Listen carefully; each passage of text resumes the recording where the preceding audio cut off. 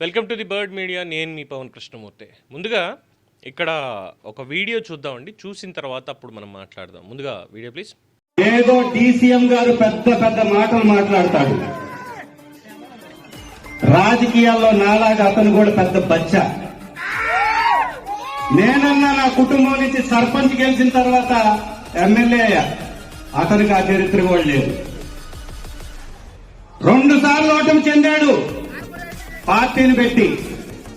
ఇప్పుడు కూడా బాధ్యత లేకుండా దెబ్బ కటింగులు కొట్టించుకొని రోజుకొక వేషం వేస్తూ రోజుకొక కామెంట్ చేస్తూ మీ అంతు తేలుస్తాం, మీరు గతంలో ఏం పీకారు అని బాధ్యత లేకుండా మాట్లాడడం. చూసారుగా, మాట్లాడింది ఎర్రగొండపాలెం ఎమ్మెల్యే అయినటువంటి తాటిపర్తి చంద్రశేఖర్. ఎమ్మెల్యే తాటిపర్తి చంద్రశేఖర్ అసెంబ్లీకి కూడా రాకుండా 2 లక్షల రూపాయల పైచలకు జీతం తీసుకుంటూ కేవలం జగన్మోహన్ రెడ్డి గారి కోసం మాత్రమే పనిచేస్తున్నటువంటి, నియోజకవర్గం కోసం ఏమాత్రం పనిచేయనటువంటి ఎమ్మెల్యే గారు ఈయన మాట్లాడుతున్నారు. ఈయన మాట్లాడింది ఏంటి?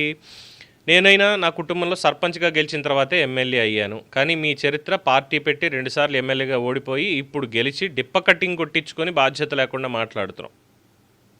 సరే, సర్పంచ్ అయ్యారు, మీరు డైరెక్ట్గా సర్పంచ్ స్థాయికి టార్గెట్ చేసుకున్నారు, సర్పంచ్ నుంచి వచ్చారు. ఆయన పార్టీ అధినేతగా ఉన్నారు. ఓడిపోయినా ఆయన ఎక్కడికి ఏమీ పారిపోలేదు. ఆయన ఏమి తాడేపల్లి ప్యాలెస్లాగా లేదంటే యలహంక ప్యాలెస్లాగా ఆయన ఏం పెట్టుకుని చేయట్లేదు. ఆయన హ్యాపీగా ఆయన సినిమాలు ఏవైతే కమిట్మెంట్లు ఉన్నాయో కమిట్మెంట్లు చేసుకుంటున్నారు. చేసేసి తర్వాత ప్రజలకు సంబంధించి ఎక్కడా పని ఆగకుండా ఆయన పని చూపిస్తూనే ఉన్నారు. ప్రతి దాంట్లో కూడా రోడ్లు వేస్తున్నారు, అటవీ భూముల్ని రక్షిస్తున్నారు, కబ్జాలు బయట పెడుతున్నారు, అన్నీ చూస్తూనే ఉన్నాం. పవన్ కళ్యాణ్ గారు అన్నీ చేస్తున్నారు. ఆయన అంటే ఇక్కడ రఘురామకృష్ణరాజు గారిది మళ్ళీ ఒకసారి ఆ డైలాగ్ గుర్తు చేసుకోవాలేమో. బొచ్చులో నాయకత్వం అని చెప్పి ఒకరోజు మాట్లాడారు అప్పట్లో, కొంచెం ఫ్రస్ట్రేట్ అయ్యి ఎవడో పక్కన అరుస్తూ ఉంటే. అలాగా పవన్ కళ్యాణ్ బొచ్చు మీద కూడా పడ్డారు ఆఖరికి. మళ్ళీ మనకు ఉండేది బట్టతల అని అన్నాం అనుకోండి, డెరిగేటరీ కామెంటు అంటారు. మన నెత్తి మీద బొచ్చు లేదు కానీ పవన్ కళ్యాణ్ బొచ్చు గురించి మనం కామెంట్లు చేయాలి. సర్పంచ్గా గెలిస్తే ఏమైనా పెద్ద అయిపోయిందా? ఆ తర్వాత ఏదో ఎమ్మెల్యే అయిపోయినట్టు, ఇంకోటి అయిపోయినట్టు. అక్కడ ఉన్నటువంటి ఊపులో ఏం జరిగిందో తెలియదు అన్నట్టుగా గెలిచారు. ఎవరికి తెలుసు తాటిపర్తి చంద్రశేఖర్ అంటే? అసలు రాష్ట్ర ప్రజలకు ఏం తెలుసు? పైగా స్థాయి గురించి మాట్లాడతారు. మనం ఎంతమందిని కూర్చోబెట్టాం? తాటిపర్తి చంద్రశేఖర్ గారు ఎంతమందిని కూర్చోబెట్టారు? రాష్ట్రంలో ఓడించి ఎంతమందిని కూర్చోబెట్టారు? పవన్ కళ్యాణ్ గారు ఎంతమందిని కూర్చోబెట్టారో తెలుసా? 175లో 11 తీయండి. 164 మందిని కూటమితో కలిసి ఓడించి కొంపల్లో కూర్చోబెట్టారు. చాలదా ఆయన స్థాయి ఏంటనేది? చాలదా? ప్రధానమంత్రితోటి డైరెక్ట్ యాక్సెస్, ఫోన్ చేస్తే చాలు వెళ్ళి కలవచ్చు. మరి మనం ఢిల్లీలోకి వెళ్ళి అపాయింట్మెంట్ల కోసం బాబు అపాయింట్మెంట్ ప్లీజ్ అని అడుక్కు తినాలి. వీళ్ళు స్థాయి గురించి మాట్లాడతారు. పవన్ కళ్యాణ్ గారి గురించి ఏమైనా ప్రశ్నించాలి అన్నా, ఆయన్ని నిలదీయాలి అన్నా చాలా క్లియర్గా సంస్కారయుతంగా ముందు నుంచి చెప్తూనే ఉన్నాం. పవన్ కళ్యాణ్ గారినే కాదు, ఎవరినైనా సరే, అయ్యా ఫలానా నియోజకవర్గం ఇదిగో, ఇక్కడ ఈ రోడ్లు లేవు, ఇక్కడ డ్రైనేజీలు లేవు, ఇక్కడ మంచినీళ్లు లేవు, ఇక్కడ మీ పనితీరు బాగోలేదు, ఇక్కడ మాకు నిధులు కావాలి, ఇక్కడ ఈ ప్రాజెక్ట్ కావాలి, ఇవన్నీ అడగండి. చెయ్యకపోతే మీరు బాధ్యతాయుతమైనటువంటి పదవిలో ఉండి మీరు ఎందుకు చెయ్యడం లేదు అని ప్రశ్నించండి. తప్పే లేదు. నువ్వు గడ్డం ఎందుకు పెంచావు? నువ్వు డిప్ప కటింగ్ ఎందుకు వేయించుకున్నావు? నువ్వు కద్దర ఎందుకు కడుతున్నావు? నువ్వు బ్లాక్ షర్టు బ్లాక్ ప్యాంటు టై చేసుకొని కత్తి ఎందుకు పట్టుకున్నావు? లేదంటే కారులో ఎందుకు వెళ్తున్నావు? హెలికాప్టర్లో ఎందుకు వెళ్తున్నావు? నడిచి ఎందుకు వెళ్తున్నావు? చెప్పులు లేకుండా ఎందుకు వెళ్తున్నావు? డోలీల్లో వెళ్ళే వాళ్ళకి రోడ్లు ఎందుకు వేయించావు? ఇవే అడగాల్సింది ఎమ్మెల్యేగా ఉండి. అసెంబ్లీకి రాకుండా ప్రజల సొమ్ము తీసుకునేది పవన్ కళ్యాణ్ గారి వెంట్రుకల గురించి అడగడానికా? ఏం మాట్లాడుతున్నారు సార్? మీరంటే కాస్త కూస్త గౌరవం ఉంది, మిగతా వాళ్ళలాగా నోటి దురుస్తానని చూపించరు, బూతులు ఎక్కువ మాట్లాడరు అనేటువంటి ఒక మంచి అభిప్రాయం ఉంది. అది కూడా లేకుండా జగన్మోహన్ రెడ్డి అక్రమాస్తుల కేసులో కోర్టుకు వెళ్తుంటే అక్కడి నుంచి పల్నాడు ఏరియా నుంచి తీసుకుని వెళ్ళి అక్కడ తీసుకుని వెళ్ళి జనాల్ని పోగు చేసి అక్కడికి ఏదో గలాట చేయాలని ప్రయత్నించడం ఇవన్నీ చేసుకుంటూ వచ్చారు. ఎమ్మెల్యేగా మీకు పదవిని ఇచ్చింది దీనిక? మీ నియోజకవర్గంలో ఏం చేశారు? చర్చకు రెడీయా? ఏం ఏం ఏం ఉద్ధరించేశారు నియోజకవర్గ ప్రజలకు ఏం చేశారు? చర్చకు రెడీయా? అసెంబ్లీకి ఎందుకు రావట్లేదు అనే దానికి సమాధానం ఉందా? మీకు బట్టతలు ఎందుకుంది అని అన్నాను అనుకోండి, బాగుండదు. బట్టతలు ఎందుకుందంటే బాగుండదు, ఇబ్బంది పడతారు. పవన్ కళ్యాణ్ గారిది డిప్ప కటింగా? హెయిర్ స్టైల్కిను డిప్ప కటింగ్కి తేడా తెలియదా? అఫ్కోర్స్ మీరు చిన్నప్పుడు స్కూల్కి వెళ్ళేటప్పుడు పెద్దవాళ్ళు డిప్ప కటింగ్ అని చెప్పి పేరు పెట్టుంటారు. అదే ఇప్పుడు వచ్చి మాట్లాడుతున్నారు. స్థాయి గురించి మీరు మాట్లాడడం ఆ పవన్ కళ్యాణ్ గారితో కంపేర్ చేస్తే. మీరు వెళ్ళండి, ఎంతమంది వస్తారు రోడ్డు మీదకి?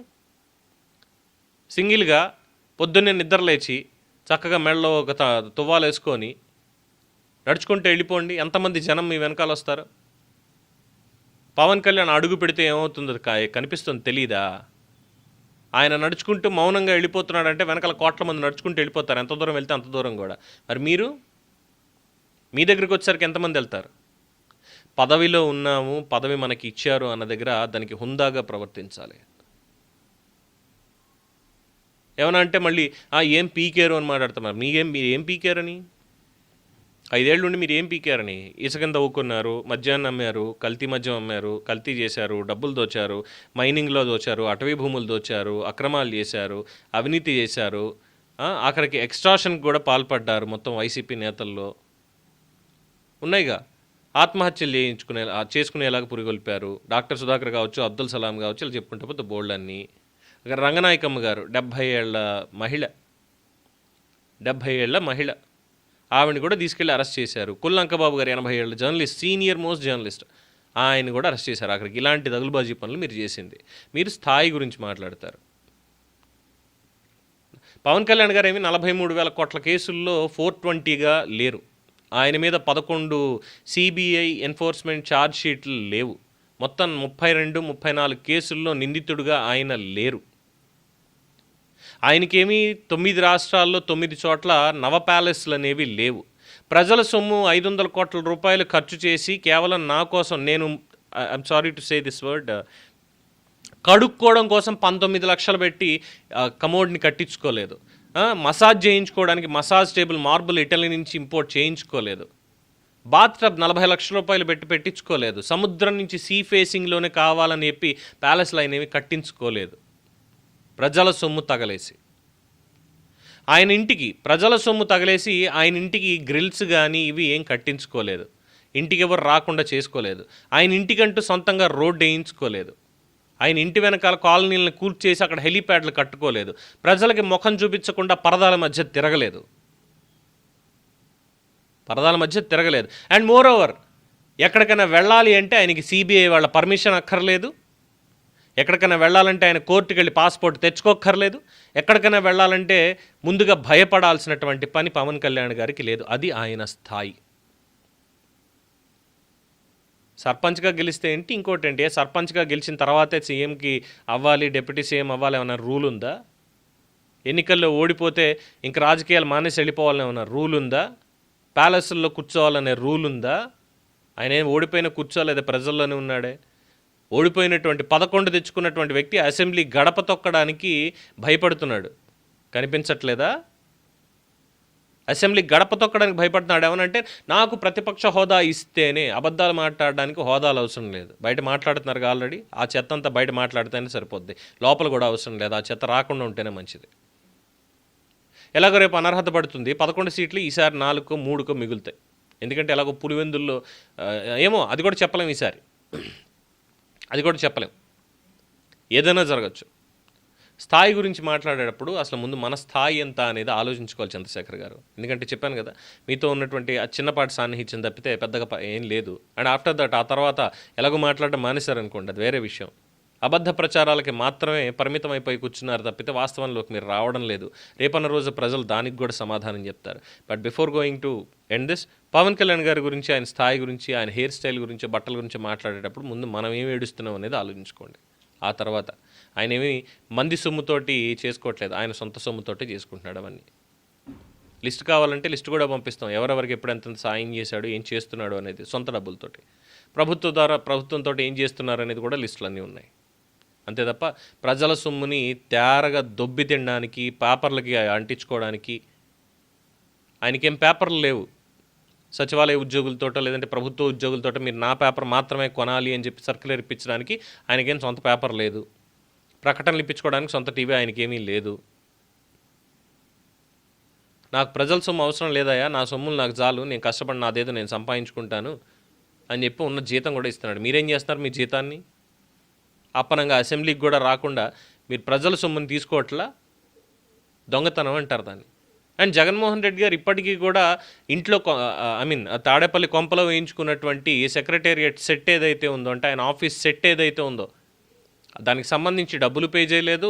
వాటిని వెనక్కి ఇమ్మంటే ఇప్పటికీ వెనక్కి కూడా ఇవ్వలేదు. తేరగా పబ్లిక్ సొమ్ముని విచ్చలవిడిగా ఇంకా వాడుకుంటున్నాడు ఆయన.